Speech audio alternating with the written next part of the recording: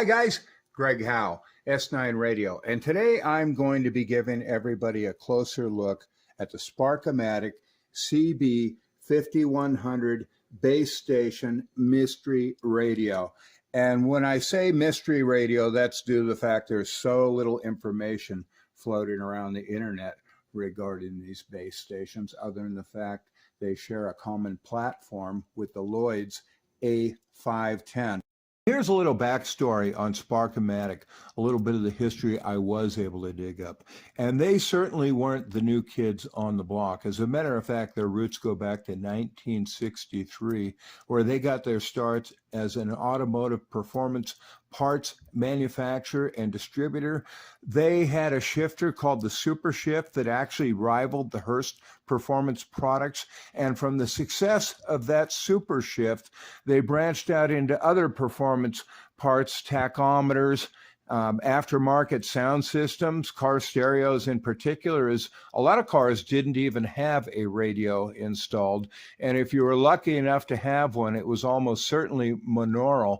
So SPARKOMATIC really capitalized on the aftermarket automotive sound systems until Blaupunkt, Alpine, and Pioneer and Sony came around, and they really kind of got the lion's share of the market. And at that point, SPARKOMATIC felt it wise to branch out into home entertainment, and they didn't do so great. And although good looking and moderately priced, the SPARKOMATIC home entertainment brand really struggled. Keep in mind, this is the late 70s, and they were going up against some well-established brands such as Marantz, Pioneer, Sansui. Yamaha was marching forward, and SPARKOMATIC continued to struggle. In a last-ditch effort, they actually purchased Altec Lansing, and at that point, they kind of fell off the radar. How well they're doing today, or whether they're even in business, I don't know. But that's a little bit of history I was able to garner on the SPARKOMATIC brand. There's just really nothing out there. No Sam's Photo Facts, schematics, service manuals floating around. And I'm sure the reason for that is just low sales. I would be very surprised if there were more than 1,000 of these SPARKOMATIC CB 5100 bases manufactured. And I'm going to say that's probably a pretty generous amount. Making these radios pretty doggone rare if you've got one in good shape. Now, there's no doubt the CB 5100 is certainly a looker, especially with the rack mount handles, which I've got removed for easy access to the inside, which we'll get to in a moment. But first, I wanted to point out, even with the rack mount handles, the standard rack mount size has always been 19 inches. And here we've got 15 3/4. And that's pretty much the Cheese Whiz size for low-end home entertainment equipment. So now I'm sure I don't need to tell you to let's have a look at the top half of the panel, as it really kind of jumps out at you, all color coordinated. But let's start out with the clock. LED digital clocks were very high tech in the late 70s, as all the digital clocks prior to that were motorized and had little digits that rolled or flipped by you. So that was a really nice option, let alone the fact it's huge. You could see it from anywhere in a house, let alone a room. And then it's got these nice color coordinated matching meters. We've got a modulation meter, and then we've got a full-featured S meter that's also doubles as a SWR meter. And then we've got this huge oversized LED channel indicator and oversized channel selector, which is probably a pretty good idea, as CB radio is totally on fire. FCC had just opened up the band to 40 channels, and most of us were spinning this dial furiously looking for action. Okay, enough with that. On to the SWR antenna warning light. We've got a receive light. We've also got a transmit indicator light, and my favorite, a front firing speaker. As a lot of us have other equipment, we like to slide right up against the sides of our radio, and the side firing speakers that the DAC and some of the other base stations have. I like a front firing speaker. So before I dive into the alignment, let's have a closer look at the front panel and everything that's going on. First, I'll start out by saying this is pretty much a full-featured AM-only radio. I apologize for the cover on the knob that's missing. That's the way it arrived. We've got the noise blanker, ANL, your typical CB/PA mode. And instead of an RF gain control, it's got an RF attenuation, which would be good for cutting down bleed over on extremely strong signals. You've got your SWR meter, and then all your clock sets down here. Now, I'm a 23-channel tube guy when it comes to 11-meter equipment. And when the owner asked if I would take a look at this, I told him, no, not really interested. And he sent me a picture, and I said, well, that's a pretty good-looking radio. All right, you got my interest level up. So he brought the radio up to me as he was picking up his Brownings. And as soon as I grabbed this channel selector, I'm like, oh, my God, it's got a really nice feel. There's some good, solid, quality construction going on here. I said, okay, sure, leave it behind. Let me see what I can do. And of course, there's zero information on the internet other than the fact that, like I said, it's got an identical twin, the Lloyd's A510. And not only is it a good-looking radio, as mentioned with the channel selector, it's a very ruggedly constructed radio. Got this nice, heavy-duty aluminum extruded front panel. It's got real wood as opposed to the faux wood grain wrap that was so popular with most of the 70s radios. It's got a real wood top cover, and then it's got a metal bottom cover that helps seal up this RF tight cabinet here. So construction is good. After I complete the alignment, we'll see how impressed I am with the performance. So let's look at the rest of the CB5100. You'll see it is a Sparkomatic Corporation centered in Milford, PA. However, this unit is made in Korea. A rather small motherboard, which I have not been able to identify. Power transformer is made in Japan. This is actually the power supply here. The digital clock is made in Korea. Here's the front firing speaker. Not anything humongous, but probably adequate. So anyways, that's a look at the Sparkomatic from the top with the covers off. Now let's look at the real bread and butter. So this is with the bottom cover removed, and you're looking at the motherboard. I've got both the VCO and phase lock loop shields removed so you can really get a good look. And I'm going to try to zoom in on this Sanyo LC7110. That's the phase lock loop, and that's generally how one would identify a motherboard. And if this 5100 did share a motherboard, I did some research on other base station radios that employ the Sanyo LC7110 phase lock loop chip, and that would be the GE3-5871 base station, or the Sanyo T8000 look like they could be likely suspects as far as sharing the same motherboard. Several of the boards throughout the unit do start out with an SC. Maybe that's Sanyo Corporation. However, that is not a Sanyo logo. So yeah, I guess you could say this is a little bit of a mystery radio. So anyway, a little background on this CB5100. It showed up almost DOA. The LEDs and the meter lights illuminated. However, there was no transmit or receive audio. Having been at this for over a half century, I quickly attacked the audio circuit that restored both transmit and receive audio. However, the receive signal sensitivity was way down in my estimation. A quick check with the signal generator validated my suspicions. So let me show you what I've learned about this CB5100 in lieu of having any service info. And looking around on the internet, I think there's quite a few people that are in somewhat the same boat. So anyways, inside this RF cage are your transmitter alignments. There's really nothing in here as far as component aging that would require one to get inside here, unless, of course, you blew a final. Then, yes, you would want to get in there and align things.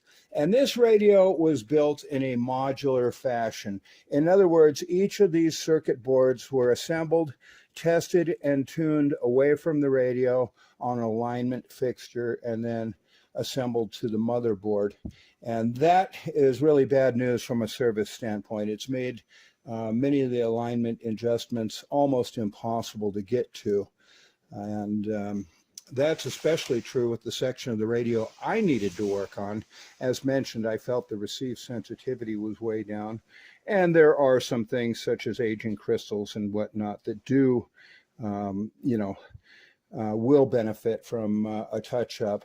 However, with these boards being assembled outside the radio and then soldered to the motherboard, you can see these IF cans and tuning adjustments are darn near impossible to get to.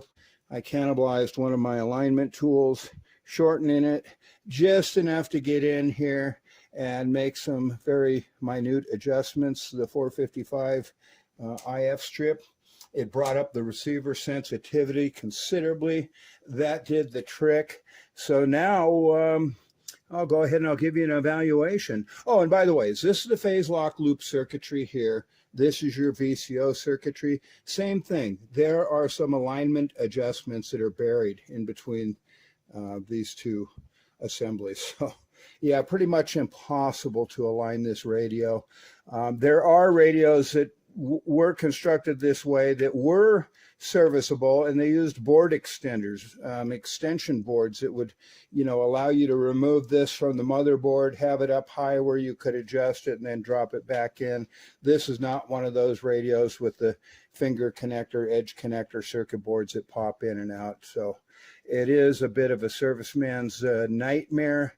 On the good side, really the only hardcore component aging issue, which is true with anything that has a crystal in it, is yes, these crystals do drift, even with the phase lock loop. One really wants to get in there and touch that up, and I did find some improvement touching up the few VCO controls that I was able to access. So anyways, now that I've got everything up and running, it's time for an evaluation. Let's see if this thing works halfway as good as it looks. Stay tuned. Okay, let's have a look at the CB5100 transmit performance. Keep in mind, this radio is almost 50 years old. It's box stock with electrolytic capacitors due for replacement. I have not attempted a transmitter alignment. I'll be using a Bird 43 with a 5-watt slug into a Bird Tourmaline dummy load. And I've got a Turner Plus 3 amplified mic at about 11 o'clock. Let's see what she does. Okay, almost a 3-watt dead key.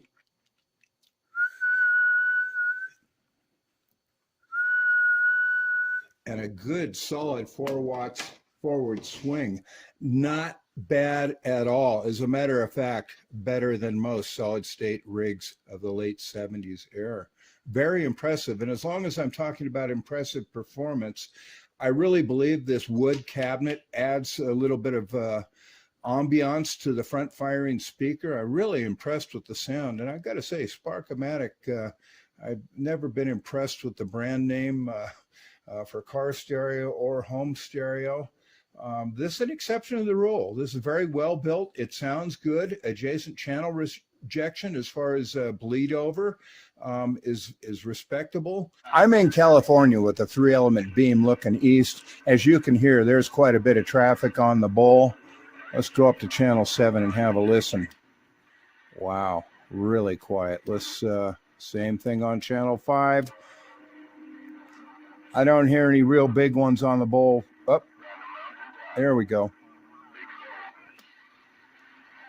A little bit of scratch on channel 7, but pretty doggone impressive adjacent channel rejection, to say the least. I believe this to be a single conversion receiver. I haven't spent a lot of time researching that. I've got to say, I'm impressed with the overall performance of this. I'm giving it a 2 thumbs up.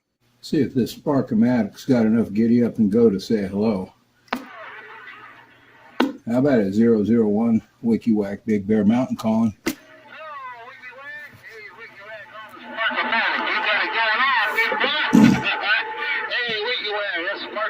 Sounds good. Oh, good deal. You're my first DX contact on it.